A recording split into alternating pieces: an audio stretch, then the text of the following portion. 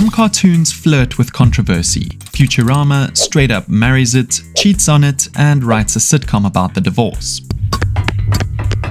Oh, jeez. These are Futurama's most offensive episodes, and we start with gender identity turned into a punchline. Here's Bend Her, Season 4, Episode 13. Bender wants glory, and what better way to get it than winning gold at the 3004 Olympics? There's just one problem. He's not strong enough to beat the male bending robots, so in true Bender fashion, he decides to cheat the system. He disguises himself as a fembot named Coilette and enters the women's division. What do you mean I'm not registered? My name is Coilette, and I'm from, Rabonia. His plan was to win the gold, gloat, and go home. But when he thinks he'll get caught in a gender test, he takes things a step further and gets a full robot sex change operation. Yep, Bender becomes a woman, at least legally and physically. Now living as Coilette, Bender wins all the medals. But the fame doesn't stop there. He's invited to talk shows, adored by fans, and even catches the eye of Calculon, the dramatic robot soap opera star. What started as a quick scam turns into full-blown romantic dates. Calculon falls head over heels in love with Coilette and proposes marriage. Bender decides to take advantage of the situation by marrying Calculon, divorcing him, and claiming alimony. But here's the twist. Bender actually starts to feel things. Real feelings. He cries, he doubts. He's not just pretending anymore. The hormone patch he's using, called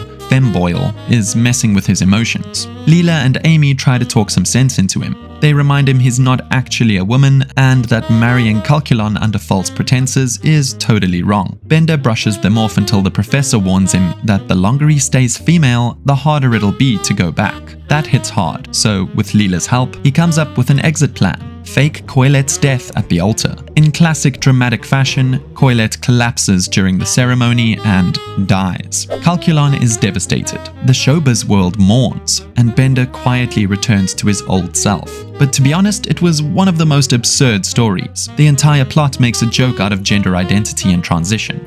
It treats changing one's gender like a costume swap, something you do for attention, money, or medals. The idea that Bender becomes a woman for fun and profit paints a stereotype about trans people being deceptive or unstable. It also leans on outdated gender tropes, like crying and emotional outbursts being female behavior. None of it lands well today. For many viewers, this wasn't just edgy humor. It was offensive as it was all built on one idea. Gender transition is a punchline. Raging Bender, Season 2, Episode 8. I'm gonna be the greatest ultimate robot fighter ever! Bender's always been loud, proud, and a little bit violent. But in this episode, he gets a new reason to rage. While watching a movie, Bender gets into a fight with a famous robot fighter. He accidentally slips, and everyone thinks Bender beat him. One lucky moment, and Bender's offered a spot in the Ultimate Robot Fighting League. He's all in. The money's good, the fame is better, and the violence even better than beer. At first, Bender believes it's a real sport, but he quickly learns that the fights are rigged. Winners and losers are chosen based on ratings. Popularity, not skill, decides who gets to shine. Bender doesn't care. He loves the attention. For a while, he's unbeatable. He became a fan favorite. But then the league decides that he's no longer interesting enough. They need a new gimmick. That's when things take a sharp turn, and when the episode crosses the line. Bender is rebranded as the Gender Bender, a female wrestling persona designed to humiliate him. Leela, you've gotta train me to win. No way. If you wouldn't take my help when you didn't need it, why should I give it to you now when you do need it? What the hell are you talking about? His costume becomes campy and over the top. His character is mocked for being girly, and the crowd eats it up. The message is loud and clear. Becoming feminine is a step down. It's supposed to be funny, but it's not. The idea that playing a female character is degrading sends a pretty offensive message. What makes it worse is that the whole situation plays on real-world sexism. The audience laughs at Bender not because he's losing, but because he's been feminized. The writers use gender identity as a joke, treating femininity like it's embarrassing or shameful, especially when it's forced on someone. That's what makes the episode controversial. The core gag is built around the idea that being seen as a woman is the ultimate punishment. Meanwhile, Leela has her own score to settle. She faces off against Master Fnog, her old kung fu teacher who once told her women could never be true fighters. Leela defeats him, but even her big moment is used as a setup for another joke about gender roles and fighting styles. The title Raging Bender sounds like a fun play on words, but by the end, it's not just about Bender being angry, it's about the show using gender identity as a punchline and expecting everyone to laugh. That's where the real problem lies. Spanish Fry, Season 4, Episode 17. But if you think things can't get weirder or more inappropriate, just wait. Aliens, aphrodisiacs, and one missing nose. Things get really uncomfortable in Spanish Fry. Fry's had some bad days, but having your nose stolen by aliens for use as a sex drug, yeah, that's a new low. It all starts with a peaceful camping trip in the great outdoors. Fry, Bender, and Leela head out to search for Bigfoot. Late at night, Fry goes off alone, hoping to spot the legendary creature. Instead, he spots something else, a spaceship. He's abducted, and when he comes back, still confused, he discovers something horrifying. His nose is gone. Just gone. No bandage, no clue. 1 minute it's there, the next it's intergalactic contraband. God, they must have taken it last night. Which last night? In the woods. I was walking. For Bigfoot, looking, and then aliens beam me up. The crew quickly discovers that in certain alien cultures, the human nose is considered an aphrodisiac. They call it the human horn. That's right, somewhere out there, aliens are grinding up noses and putting them in alien love potions. Fry is horrified, understandably. He wants his face back. Things only get worse when they track down Lr, the ruler of Omicron Persei 8, who admits to stealing Fry's nose for his struggling love life. My weight is appropriate and attractive. Whoa, you guys have issues. She has issues. But one horn isn't enough. Now he wants Fry's lower horn. I thought the horn was the human wing-dang doodle. No, sir, Chief. The main event, so to speak, is downstairs near the wallet. And if you haven't figured that out yet, yeah, it means exactly what you think. The trousers conceal a tiny secondary horn.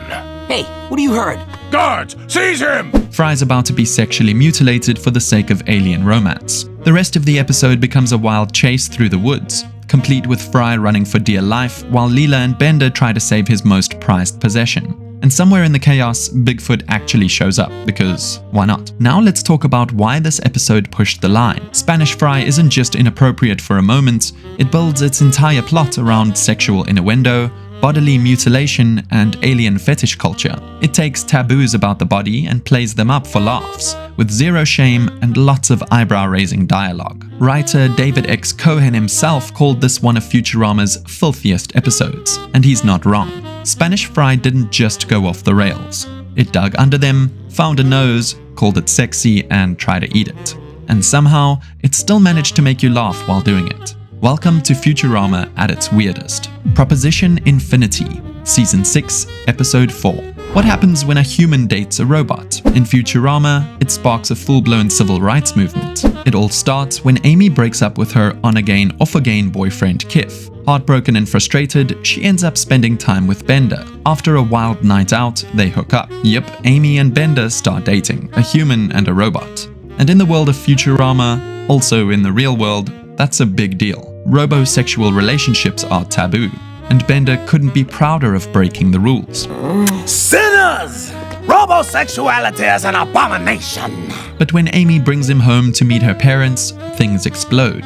The conservative Martian folks are horrified and demand she ends it. But Amy and Bender aren't backing down. Instead, they go public and push to legalize robosexual marriage. Oh, I'm just glad I didn't live to see this day. Wait a second. No! That's where Proposition Infinity comes in, their campaign to change the law. They hit the media circuit, spark protests, and even get Professor Farnsworth, who's fiercely anti-robosexual, to speak at the opposition rally. Turns out the professor's hatred comes from personal trauma. His robot girlfriend once cheated on him for another robot. After confronting his past, he switches sides and joins Amy and Bender's cause. The story builds to a climactic vote. Will society accept robosexual marriage? The campaign is intense, full of satire and over-the-top political ads, clearly spoofing real-world debates like Proposition 8. In the end, the law passes. Robosexual marriage is legalized, but in a classic Futurama twist, they both back out. They decide to return to their original partners. Now, here's why this episode stirred the pot. While it champions acceptance, it also pokes fun at same-sex marriage debates, sometimes too hard. Some viewers felt it made light of a real civil rights issue by replacing gay couples with human dating machines. The satire walks a thin line. Some found it bold, others found it tone-deaf. Still, Proposition Infinity is pure Futurama. Clever, chaotic, and not afraid to ask weird questions about love. Can a human marry a robot? Should they? The show's answer? Maybe not Bender, but someone else? Absolutely.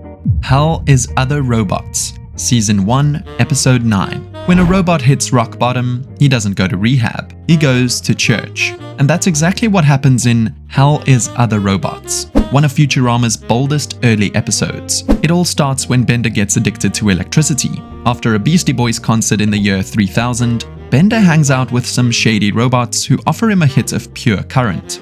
One zap turns into another, and soon he's hiding in alleyways, overloading himself with power.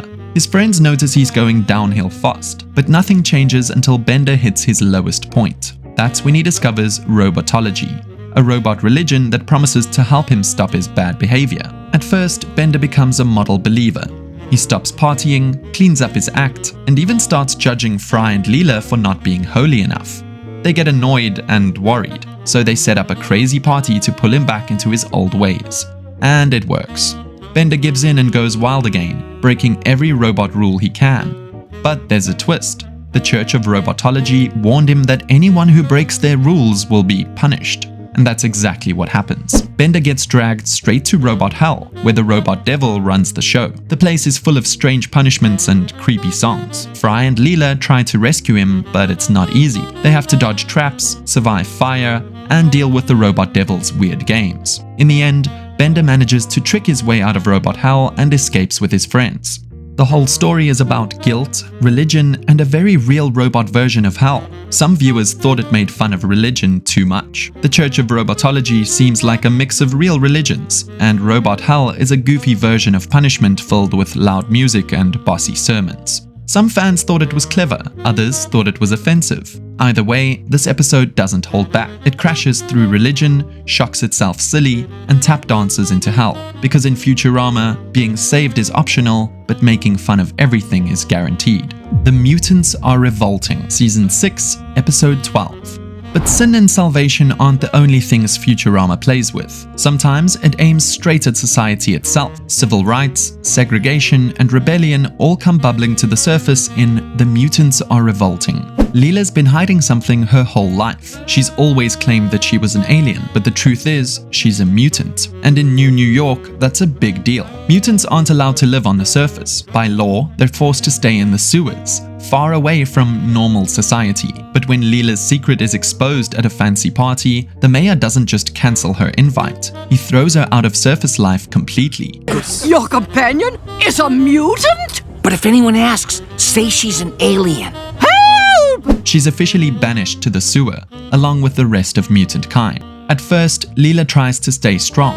She reconnects with the mutant community and visits her parents. But it's clear things aren't fair. The sewer is filthy, dangerous, and ignored by everyone above. Meanwhile, people on the surface live in comfort, pretending the mutants don't exist. Leela realizes she can't stay quiet anymore, so she speaks up, and once she starts, she doesn't stop. Leela becomes the voice of the movement. She calls out the city's unfair laws and demands equal rights for all mutants. It doesn't take long for others to join her. The government panics. The mayor offers small things like sewer upgrades, but Leela refuses. She wants real change, not crumbs. She gives one last powerful speech in front of City Hall. And finally, the people of New York start to listen.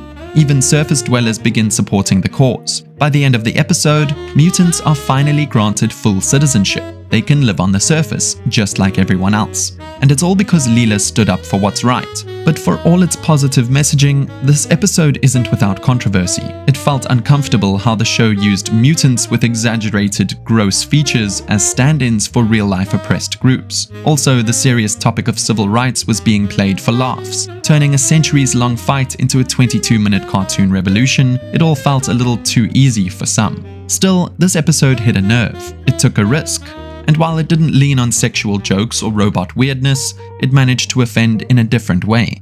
by turning deep injustice into entertainment. Where No Fan Has Gone Before, Season 4, Episode 11. In Where No Fan Has Gone Before, Futurama takes aim at sci-fi obsession, pop culture worship, and fandom gone completely overboard. And it all starts when Fry discovers that Star Trek, the entire franchise, has been banned in the 31st century. Watching, quoting, or even talking about it is illegal.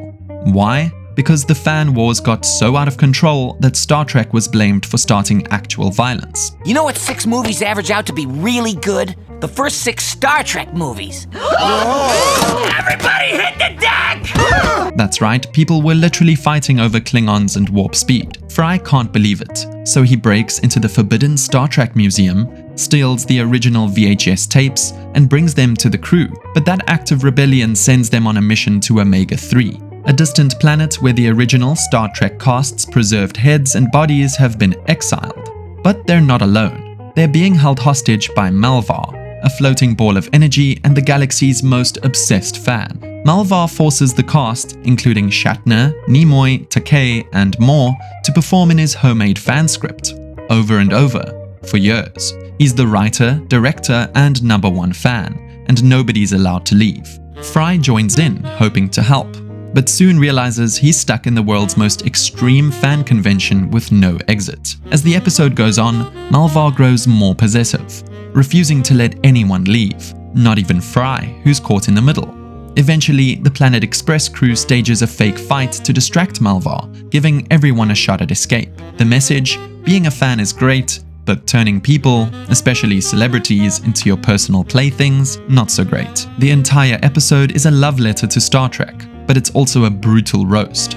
It makes fun of how fans idolize actors, memorize every line, and turn their passions into obsessions. Malvar isn't just a fan, he's a god with no chill, holding celebrities hostage for his own entertainment. Besides, it pushes the parody. It suggests fandom is a sickness, that fans can't separate fiction from reality. It mocks celebrity culture, turning real people into puppets for fan fiction. Where No Fan Has Gone Before doesn't go for body humor or shock value. Instead, it offends by pointing a giant sci-fi mirror at fandom culture and saying, "Look how ridiculous this can get." It's a nerd comedy with a sharp edge, and not everyone's laughing. So there you have it. From gender swaps to nose thefts and robosexual revolutions, Futurama never held back.